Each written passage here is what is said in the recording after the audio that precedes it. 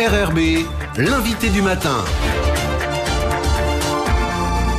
Et ce matin, dans l'invité du matin, nous sommes avec Géna Boutaï. Bonjour. Bonjour monsieur. Vous êtes la directrice de la DPJEJ, la direction de la protection judiciaire de l'enfance et de la jeunesse. Merci d'avoir accepté notre invitation ce matin. On va revenir avec vous sur les dispositifs de TIG et de TNR. Vous allez nous expliquer tout ça. C'est pour les mineurs, puisqu'un certain nombre de conventions sont signées en ce moment, notamment pour permettre de les faire en milieu coutumier. Est-ce que vous pouvez nous rappeler déjà ce que sont les TIG, les TNR, à qui ça s'adresse et qu'est-ce que c'est concrètement ? Alors oui, avec plaisir. Alors les TIG et les TNR sont donc des mesures judiciaires, alors toutes des sanctions, mais ordonnées à différents moments de la procédure. Déjà, le travail d'intérêt général, donc il faut au minimum avoir 16 ans. C'est une condamnation alternative à l'incarcération qu'il peut être appliquée qu'avec l'accord du mineur. Le TNR, on est sur un autre stade de la procédure, on est en alternative aux poursuites, toujours pour un mineur à minimum de 16 ans, avec à chaque fois des quotas horaires déterminés. Pour un TNR, on est maximum sur 60 heures de volume horaire, et pour le TIG, à 400 heures de volume horaire. L'intérêt derrière, c'est toujours de travailler avec le mineur sur la conscientisation de l'acte, mais aussi de faire œuvre utile à l'égard de la collectivité ou de l'entité au sein duquel il sera accueilli pour réaliser donc cette sanction. On est sur quel profil de délinquant ?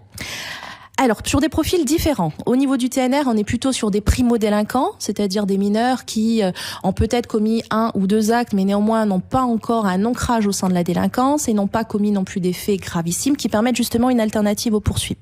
Au niveau des TIG, par contre, on est sur un profil plus ancré. Donc, il faut savoir que la décision, elle appartient toujours au magistrat. C'est une décision d'opportunité où il tient compte à la fois de l'acte commis et de la personnalité. Pour le TIG, on est sur un profil plus ancré parce qu'on est sur une alternative à l'incarcération. Vous parliez de la conscientisation, l'important c'est la réinsertion derrière, c'est que ce parcours de délinquant soit stoppé le plus vite possible. L'objectif c'est qu'il n'y ait pas de parcours de délinquant justement, c'est-à-dire qu'à un acte commis, il y ait derrière une réponse, qu'elle soit immédiate et qu'il n'y ait pas de récidive, voire de réitération du mineur. Donc vous avez signé la semaine dernière des conventions avec 3 aires coutumières, c'était à Poney-Riouin. Concrètement, qu'est-ce qui va se passer dans ces aires coutumières ? Comment ça va se mettre en œuvre ? Alors ça fait déjà plus de 24 mois qu'on travaille avec les autorités coutumières pour pouvoir concevoir ce type de partenariat. On avait déjà précédemment signé avec l'Arnengonais ou encore avec la Ralatchou. L'objectif en fait c'est que le mineur, lorsqu'il y a une mesure judiciaire, que ce soit le travail d'intérêt général dont on vient parler, le TNR, voire les réparations pénales, voire l'organisation de stages de citoyenneté, on puisse travailler avec les autorités coutumières, pas forcément parce que le mineur est originaire de l'autorité coutumière, enfin de l'aire coutumière concernée, mais parce qu'il y a du sens à ce qu'il puisse y avoir ce travail. À la fois, donc, comme je vous le disais, pour conscientiser l'acte, mais aussi pour le permettre une intégration du mineur. L'objectif, c'est qu'il acquiert des valeurs, qu'il acquiert aussi un savoir-faire, un savoir-être pour pouvoir s'intégrer au mieux au sein de la société et qu'il comprenne que chaque jeune, quelle que soit sa situation, a sa place au sein de cette société et a un rôle à jouer et fait partie d'un ensemble complet. Donc finalement, même si c'est en tribus, ça peut être un jeune de statut civil. Mais totalement. C'est-à-dire, si nous avons l'accord du mineur et de la famille pour que ce soit fait, bien au contraire, c'est-à-dire nous on s'est inspiré aussi de ce qui se passe au niveau de la région Pacifique et notamment en Nouvelle-Zélande où il y a cette spécificité de travail avec les autorités coutumières où quelle que soit l'origine du mineur, il y a cette possibilité de prise en charge par les autorités. Alors concrètement, des TIG, on en a vu dans les différentes institutions, enfin ça peut être provincial, la ville, etc. Ça existe depuis longtemps. Qu'est-ce que ça change que ce soit sur terre coutumière, en tribu ?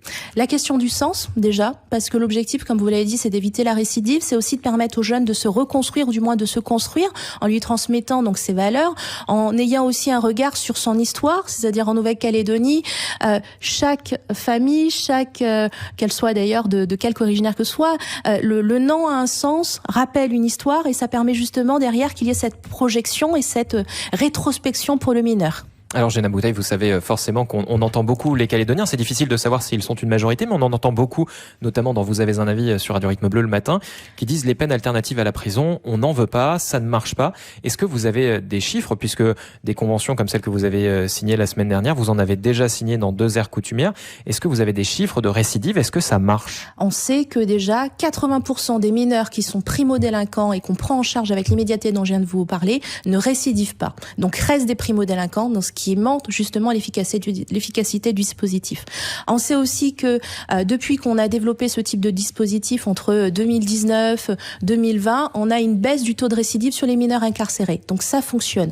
Après, ce que je peux dire aux auditeurs, c'est que même si on est sur l'opportunité des poursuites, même si il appartient à la juridiction, au judiciaire de prendre justement la décision, cette décision d'alternative ne s'applique pas à tous les poursuites. C'est-à-dire un mineur qui aura une personnalité avérée qui aura commis des faits graves, malheureusement, il sera compliqué d'éviter qu'il soit incarcéré à ce moment-là. Mais c'est pas une sous-peine, ces tiges. C'est pas, non. C'est vraiment une alternative. C'est vraiment une alternative, et encore une fois, c'est la question du sens. C'est-à-dire, lorsqu'il y a la proposition qui est faite, et y compris par les éducateurs de la DPJJ, c'est que derrière, on a cette idée du profil du mineur, on sait qu'est-ce qui va être possible de faire pour justement, encore une fois, qu'on lutte contre la récidive et qu'on permette aux mineurs de se réintégrer. C'est bien l'objectif qui est poursuivi par ces alternatives à l'incarcération. Parce que pour vous, la prison, c'est pas la bonne solution pour tous les délinquants? On le voit très bien, malheureusement, que ce soit pour les mineurs ou pour les majeurs, c'est-à-dire que les personnes qui sont incarcérées, il y a parfois un cercle vicieux qui s'y opère parce qu'il y a la rencontre avec d'autres profils délinquants. On a aussi derrière une organisation carcérale, malgré tout l'investissement des professionnels, qui peut être complexe aussi à gérer, d'autant au niveau du centre pénitentiaire de Nouméa, où on sait qu'il y a une surpopulation carcérale. On sait aussi que la question de la prise en charge sanitaire, elle n'est pas aussi aujourd'hui aussi satisfaisante que l'on le voudrait. Donc non, ce n'est pas une solution en tant que telle, en tout cas. Allez-y.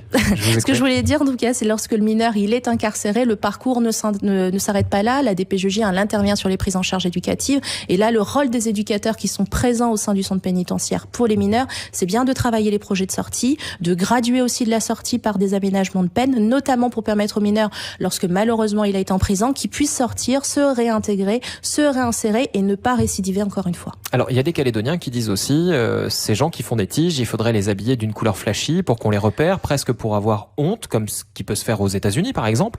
Vous dites non, c'est pas du tout ça, c'est l'estime de soi qu'il faut travailler pour justement s'extirper de ce profil. On n'est pas du tout sur le même paradigme, c'est-à-dire, vous l'avez dit, aux États-Unis, on est sur avec un système d'ailleurs organisationnel judiciaire qui est bien différent, où nous on est plutôt dans le système global quel qu'il soit, même au niveau de nos voisins du Pacifique, c'est-à-dire on va rester sur l'objet que ce jeune il a une place dans la société. Lorsqu'il a commis cet acte et lorsqu'on échange avec eux, il y a souvent cette idée de fatalité.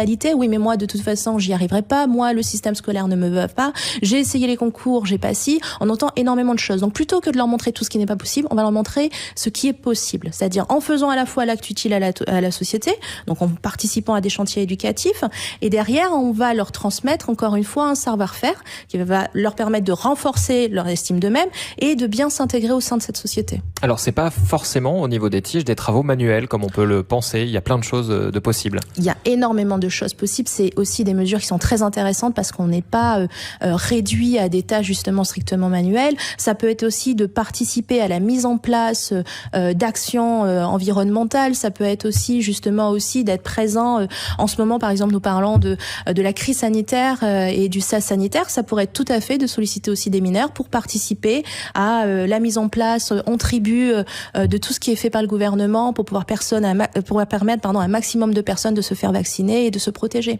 C'est vraiment de rechercher l'intérêt pour le plus grand nombre et l'intérêt pour la collectivité, qu'il y ait cet acte utile qui soit fait et que ces jeunes puissent aussi y contribuer fortement. Alors concrètement, un mineur, il est condamné. Le magistrat lui dit c'est possible pour des tiges. Comment ça se passe ensuite? Vous avez une réunion avec les responsables coutumiers pour mettre en place ce genre de dispositif? Alors déjà, on va avoir une réunion avec le mineur et sa famille pour bien expliciter la décision judiciaire qui a été prise. Ensuite, par rapport au profil, si on a tous les éléments, justement, on va proposer à ce que ce soit fait au niveau d'une autorité coutumière, donc que ce soit au niveau d'un conseil coutumier ou d'un district ou d'une tribu, suivant la convention et suivant le profil, encore une fois, du mineur. Et là, on aura un rendez-vous, du moins un entretien avec un représentant de l'autorité coutumière pour bien échanger non pas sur l'acte, parce qu'on reste quand même sur une confidentialité des informations, mais plus ou moins sur le profil du mineur. Voilà, il y a un mineur qui doit effectuer un tige. Qu'est-ce qu'on peut lui proposer? Qu'est-ce qui aurait le plus de sens pour qu'encore une fois, il y ait derrière cette intégration du mineur? Et donc là, ce sont vraiment les coutumiers qui vont choisir ce qu'il va faire, ou alors vous aiguillez aussi sur ça? On est sur un bon partenariat, donc jusque-là, on n'a jamais eu de points de divergence, on va le dire ainsi. Tout est très intéressant, tout ce qu'on nous propose, que ce soit des constructions de cas, que ce soit la participation à des champs médicinales, que ce soit tout ce qu'on peut nous proposer, c'est extrêmement intéressant. Même ne serait-ce que d'assister à un conseil pour qu'ils puissent voir le rôle et les missions des conseils coutumiers et le rôle de l'autorité coutumière. Vous le disiez, ça fait 24 mois que vous êtes sur ce dossier. Il y a d'autres signatures qui sont en prévision pour les prochaines semaines? Oui, alors on travaille déjà avec les autorités coutumières qui sont l'aire Djobéa Kapouné, que ce soit l'aire Iaï, que ce soit l'aire Dréou. Là, d'ici la fin de l'année, on aimerait donc officialiser le conventionnement, même si pour l'instant, déjà, ils travaillent avec des mineurs sous main de justice, mais dans le cadre de protocoles individuels. Il y a eu une autre signature la semaine dernière, mais là, ça concernait les majeurs. C'était avec le SPIP au niveau du parc des Grandes Fougères. Là aussi, c'est la même idée? Oui, tout à fait. Alors, comme vous l'avez dit, ça concerne vraiment les majeurs. Donc, dans le cadre de ces conventionnements, il n'y a que les tiges. On n'a pas le panel d'intervention comme pour les mineurs. Maintenant, à l'identique, la DPJJ devrait, dans les semaines qui viennent, signer des conventions aussi en ce sens avec le syndicat des Grandes Fougères. Avec nous, on a aussi plus d'appétence et on a une sensibilité aussi sur tout ce qui est dispositif de prévention. Donc, on est vraiment dans cette volonté-là et le gouvernement est dans cette orientation-là, c'est de pas attendre qu'il y ait une judiciarisation pour qu'il y ait une prise en charge de cette jeunesse, mais qu'on puisse élaborer aussi des actions préventives et c'est ce qu'on fait aussi avec tous nos partenaires. Donc vous avez combien de lieux d'accueil concrètement pour les tiges et les TNR? On est à plus d'une 50aine de partenaires aujourd'hui. C'est vraiment une chance en Nouvelle-Calédonie, c'est qu'à chaque fois qu'on sollicite un partenaire et que ce soit donc une institution, que ce soit une association, que ce soit même d'autres types d'organismes, des syndicats mixtes, quand on les sollicite pour échanger, exposer le fonctionnement, les missions, qu'est-ce qu'on attend de tout le monde aujourd'hui nous répond positivement parce que c'est, comme vous le disiez, c'est un sujet qui intéresse, c'est un sujet où on est conscient qu'on a une partie de la population qui ne supporte plus en plus ce sentiment d'insécurité et ce sentiment qu'il n'y ait pas de réponse pénale. Donc ils ont envie tous y contribuer et puis comme je vous le disais, c'est notre jeunesse. Donc il nous appartient aussi de la prendre en charge de façon la plus efficiente possible. Ça représente combien de pourcentage de peines qui sont en tige par rapport à d'autres solutions?